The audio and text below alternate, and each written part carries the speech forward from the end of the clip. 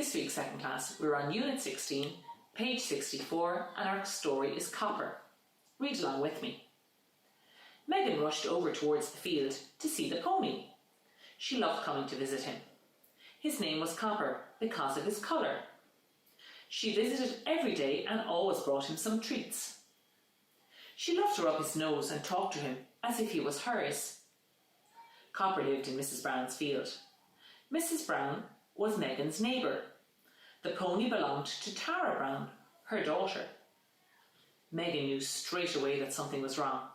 Copper always came when she called. Today there was no sign of him and no whinny to greet her. Megan turned to go home, but then she thought she heard a quiet sound. There it was again, but it was only a little whinny. Megan ran towards the sound, coming from the far corner of the field. She had to find out what was wrong with Copper. She found the poor pony with wire caught around his leg. He was trapped. He could not get out of the corner. "Copper, I'm going for help," she called. Megan ran quickly to Mrs. Brown's house. She told her neighbours the whole story. They decided to phone the vet. Megan went home because she was very upset. At 4 o'clock the phone rang. It was Tara. She told Megan that Copper was okay now and that she could come to see him. When Copper saw Megan, he tried to put his nose into her pocket, searching for an apple. They all laughed. "How would you like to learn to ride and look after him, Megan?" asked Mrs. Brown.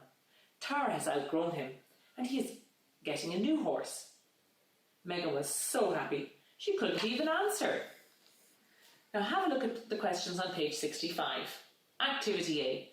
Answer the questions in your copy. Question 1. What kind of animal was Copper? Well, that's an easy one. Question 2. What was caught around Copper's leg? Question 3. Where did Megan go for help? Question 4. Who owned Copper? And question 5. What was Megan's reward for helping the pony?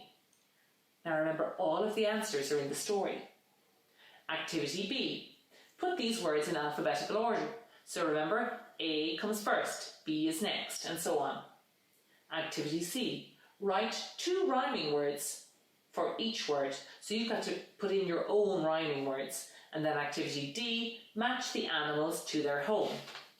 Moving on to the next page, 66. Y as I. So, for example, fly, it has a Y at the end of the word, but it sounds like an I. Cry, spy. And the reason I doesn't go at the end of words is because he's a little shy, so Y takes his place. Make new words using these letters. So you have to put in the starting letter and there's a Y at the end. Activity B, write yes or no. So they've made a statement, birds can fly. If they can, it's yes. If they can't, it's no. And activity C, use these words to finish the sentences. So they've given you the answers, you just have to fill in the correct word in the correct place.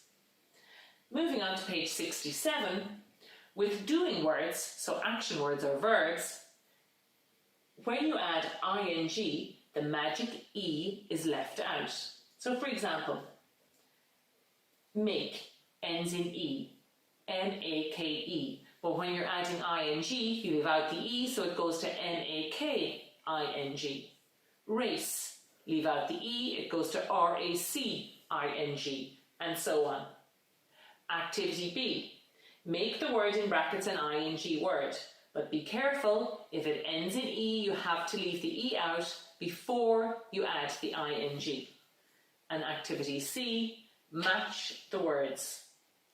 So on one side you have your word ending in E, on the other side you've taken the E away and you've added the ing.